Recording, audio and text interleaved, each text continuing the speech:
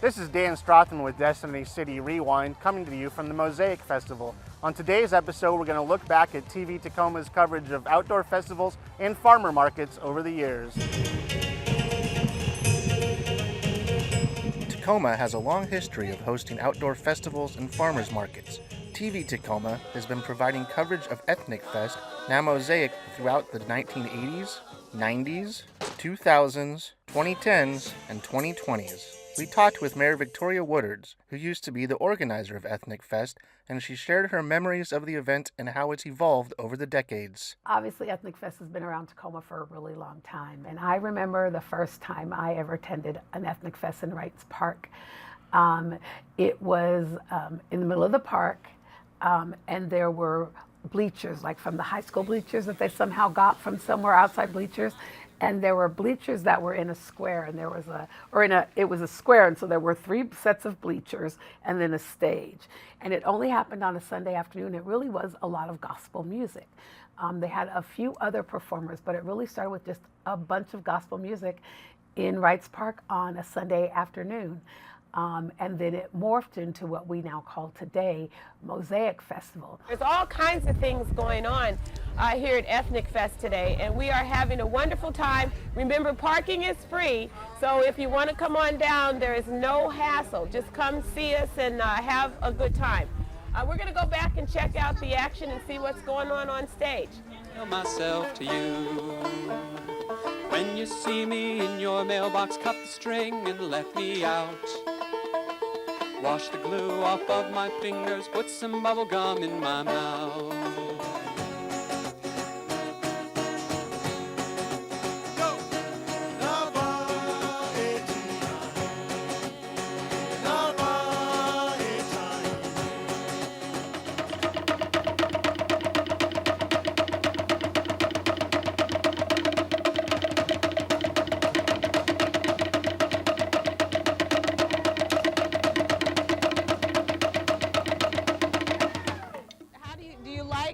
Learning about new cultures and people? Yeah, I think that's fun. How can it benefit you? Why is it fun? Well, I know what they do different in their country than we do here. I think it's real fun. It gives you something to do besides fight with your sister. We got a call when I was working in Harold Moss's office when he was the council member for District 4 for Pierce County. And Wrights Park sits in the middle of District 4.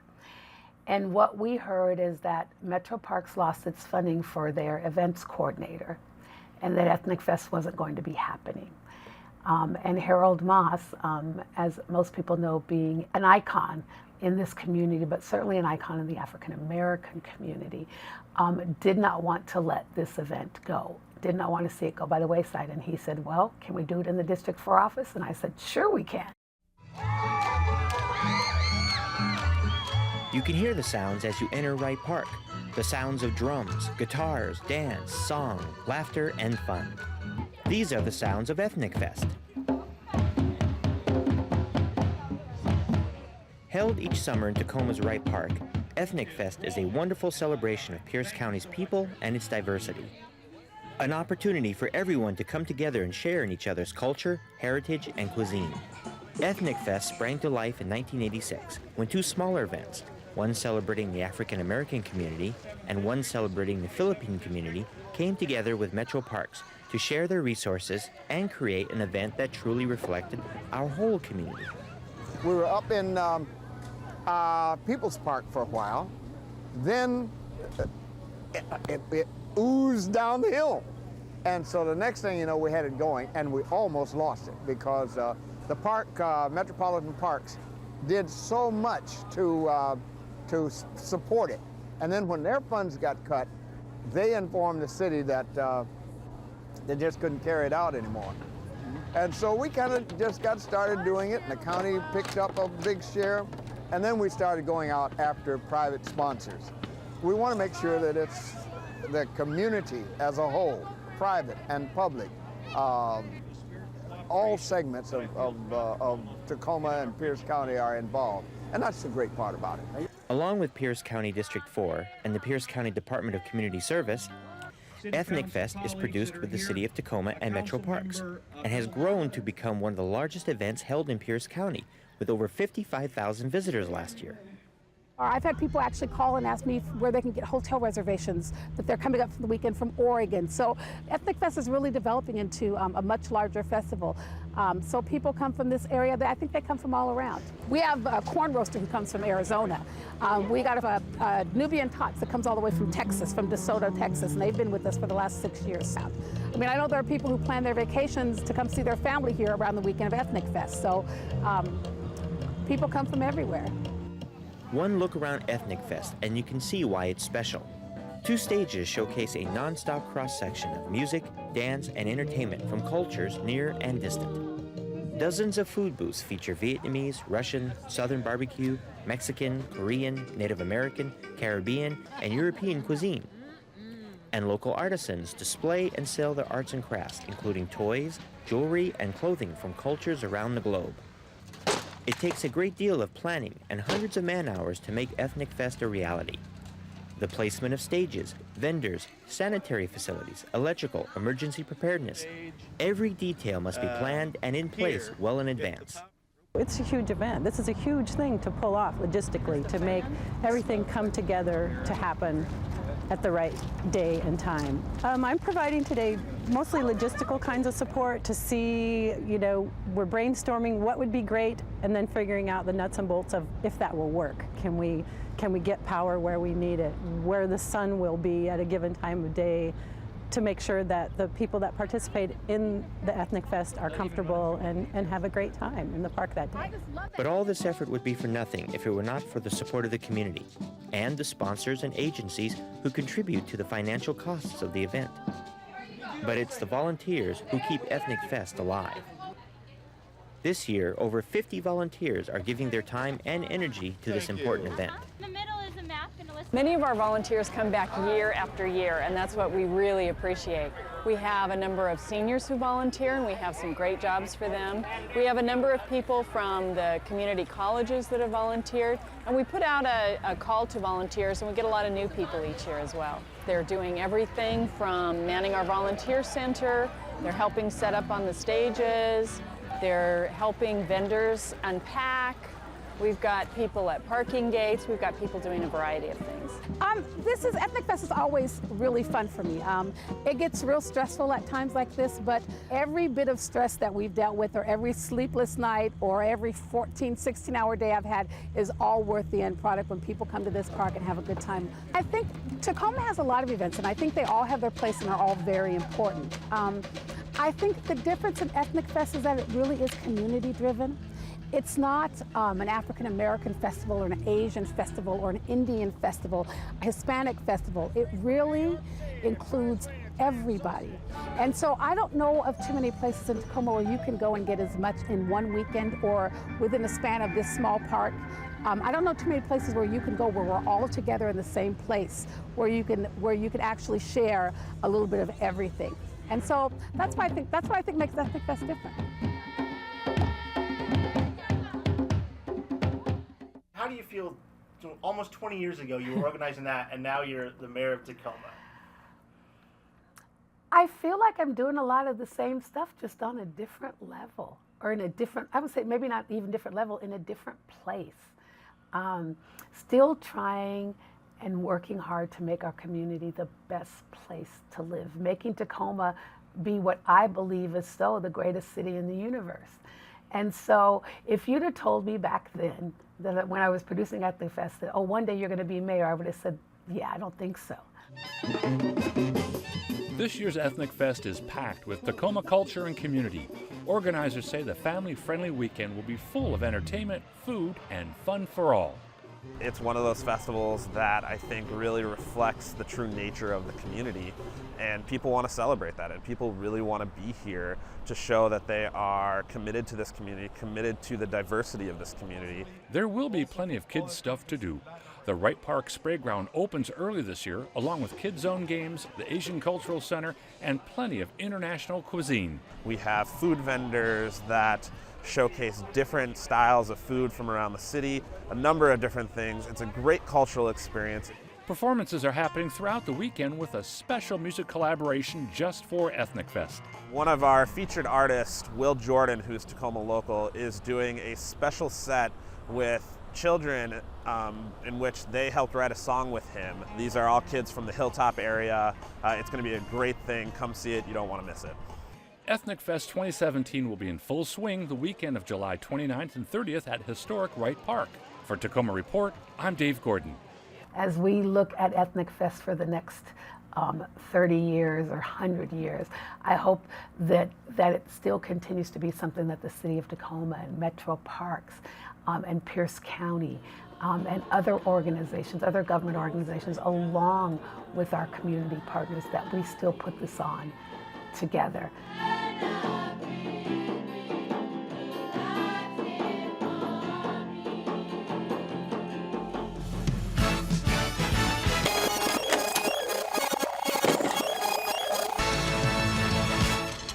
This one is new this week. The Tacoma Farmers Market was founded in 1990 in downtown Tacoma with the mission to provide locally grown foods to the community. It is one of the oldest continually operating markets in South Puget Sound. In 1994, TV Tacoma intern Anne Hawkins went to the market to talk with vendors and providers. Anne sat down with us to talk about her time at TV Tacoma and provide a reaction to the piece she made 30 years ago. And I came in just having no experience in television whatsoever, and I did an intern for a semester. Have you seen this piece since it aired? I don't think so. It's been a long time. But I remember how fun that was to do. Here we go. Okay. Hi, I'm Ann Miller, intern reporter here at the Farmers Market today. We're in front of the O'Shea's booth. Sir, I just have a quick question for you. Okay. Who posed for this sculpture here? Will my wife see this? My father-in-law. We sent a picture of him from Minneapolis, and there he is, in all his glory. Shining monument. Absolutely. Hey, can you tell me what you have faith in here at Faith Dairy? Customers, the product, the weather today. It's great.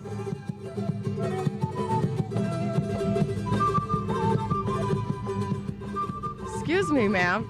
Hi, how are you doing today? I'm wondering, don't you have a problem with these scarecrows frightening off all your customers? Actually, no.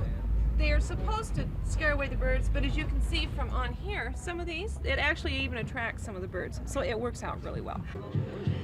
What are we standing here in line for? What's worth this wait? Chicken on a stick, yes! Is it that good? It's that good, trust me. I'd stand in line in the hot sun for chicken on a stick. I only wish I was selling chicken on a stick. Really? He seems to be doing all right. He always does well, always. Well, now, when you get to the front of the line, can I maybe, like, scoot in here with you like this, and I'll get some, too? We match, of course. I'd do that for you. I thought I was doing things. Well, it's just too hot, and that line's too long. I'm gonna see if I can find my chicken another way. Don't put barbecue sauce on it until it's ready to come off. Hi, you enjoying yourself here today? Sure. The farmer's market's a pretty friendly place, don't you think? Yes. Place to meet people and hang out. Mm-hmm. Well, would you mind if I maybe shared your lunch with you then? You can have this one. Really? Sure. Why, thank you. Knowing I'm a vegetarian the whole time. I see it says try a pea here. Can I do that? All right, I've been getting lots of free food. You know, I like to eat it just with the whole thing on there. That is good. Thank you. So I want to know, do you have a rivalry here between the Seattle bagels and the Tacoma Spritzers, or what's happening? No, because we get our bagels in Tacoma. You can get them at Thriftway. No competition at all. All right. See, and the Seattle Bagel Bakery, the Seattle Bagel Bakery bagels are the most like New York bagels that I found. I'm from New York originally. I see. And so we're trying, you know, to kind of have this nice combination of Tacoma stuff, like West Coast stuff, with East Coast stuff. So we kind of like, they're sort of like East Coast bagels. The merging of East and West. Right. The coming together of two greats.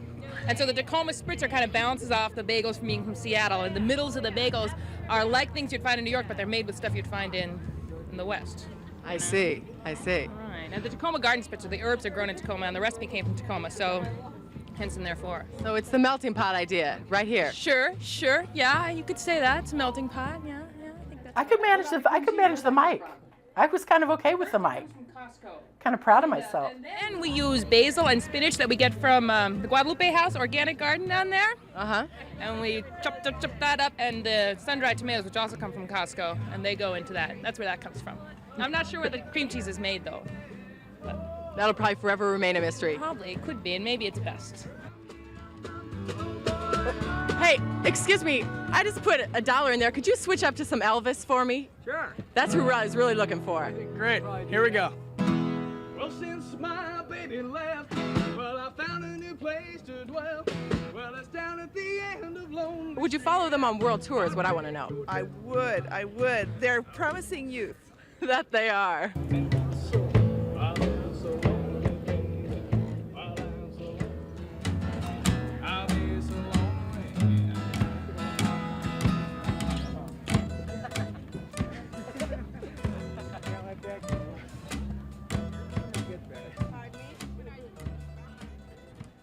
Oh, this is the part I remember this. No, I'm not sharing. Well, maybe you could tell me anyway. How many berries do you think you're going to sell here today? Probably about 40 flats of raspberries. No, I don't mean flats. I mean actual berries. I'd say about 650 billion. Really? Excuse me, ma'am. One of the other berry vendors down the way told me she thought she would sell 650 billion berries today. Do you think that's possible? Oh, no way. No way. You cannot sit down and calculate with this small a berry how many you're actually going to sell in a day. And besides that, a real farmer is not interested in that. He's interested in he's going to get $1.50 for his berries, not how many berries there are. Well, now that may be true, but I think a good farmer would know her berries. And I really have a burning need to know how many individual berries. So I'm going to go and hit the rest of the market. And, I'll come back and hopefully you'll know for me, okay? You want me to figure that out? Could you please? I'll work on it. Okay, I'll try. I knew I had her right there. Okay. Is that fair? That works for me. Okay. Hey, this is a great job, maxing and relaxing, selling chairs at the farmers market. Yeah, it's probably the best job here. All right, who makes these chairs anyway? I do, with my partner. All right. Well, I have to say they're pretty easy breezy and carefree. And comfortable. That too. I see you've got name puzzles here, sir. Yes, ma'am. What's the most difficult or freakiest name you've ever had to do? The longest one is Christopher, and the weirdest one, I don't know. Dan? Elin. Was that for like somebody's llama, or was that a child? No, that was a child.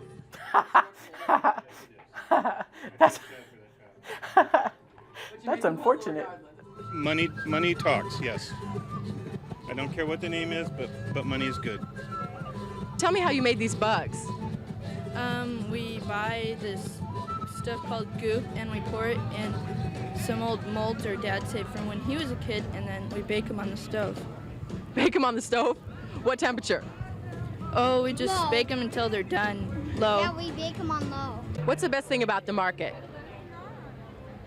Usually that I gotta eat and lots of stuff, and the worst part is that I have to go along with my mom with all those vegetable places where I don't really want to go, and the big crowd, I keep bumping into people and people bumping into me. I don't like that very much. But you'll put up with it to get to the food, huh? I guess so. Excuse me, can you tell me, sir, what your big tip at shopping at the farmers market is? Well, see, I work about 3 blocks right straight up the hill, and I have found a way to get from here to my office without walking up any hills. And what's that? You just go down here into the law center, you take the elevator up to the 5th floor, over through the skyway, and it takes me right to the back of my office out across the alley. No sweat, no mess, huh? No sweat, no mess, no problem. After you left, I came looking for you. I got out my calculator and I took the average in each cup and I multiplied that by the number of cups in a half flat, and I multiplied that by the number of half flats we had, and I came out with 14,582. How did you like that for a mouthful? I'm impressed. I was all the way down there looking for you. How could she ask me that? And then I sat there and started figuring it out. Okay. Well, No. you going to sell that many again today? Yeah, but now don't ask me now. I got raspberries and they're much smaller, and I'm not going to go sit with the calculator and figure those out. Yeah, where's she? I need to know where she is. I remember that. I remember that like it was yesterday. And money here at the downtown Tacoma Farmers Market, but you'll be sure to catch me at the Proctor District Market on Saturdays from 9 a.m. to 2 p.m. You know, this line, though, is looking kind of long for Linda's Egg Rolls. Excuse me, ma'am, would you mind if I just cut in front of you here? Well, let's see. That'll cost you, I think, $1 or $2. Oh, and I thought this was a friendly place. You buy me a lumpia and I'll let you cut in. Well, that works too. People had great comebacks. People were ready. They were ready. That's funny. That's a classic.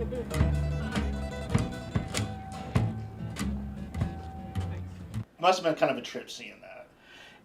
It is, because I don't feel like it's been that long since I was a little intern here at the station, but I guess it's been 30 years, and I don't feel like I'm even 30 years old now, so I don't know. I think you did some tricks with some time and some time stamps there, probably. Yeah. Yeah, it reminds me of very good times, though. Very, very good times.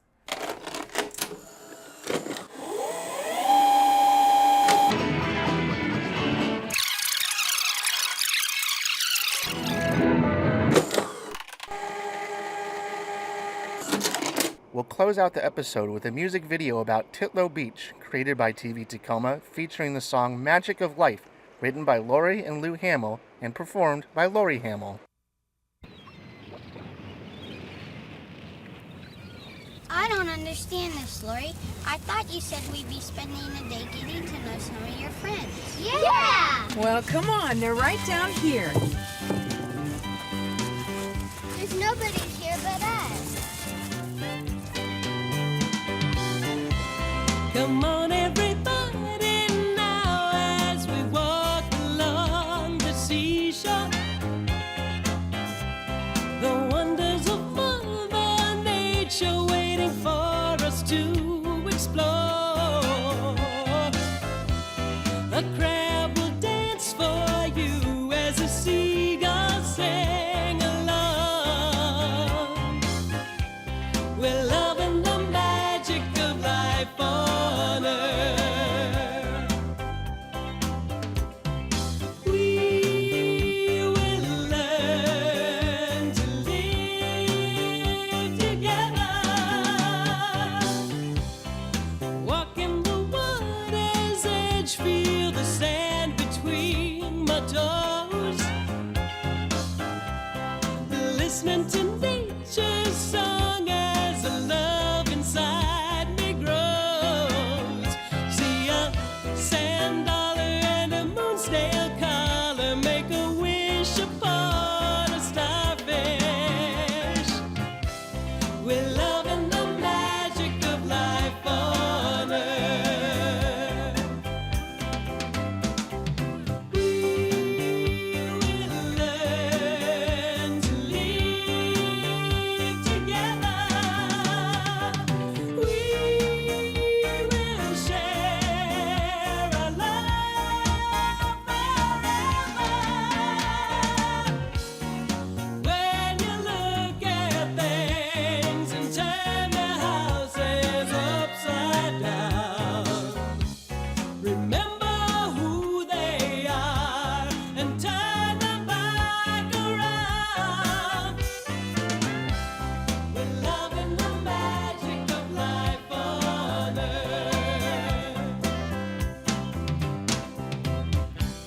And as we are walking, we leave footprints in the sand.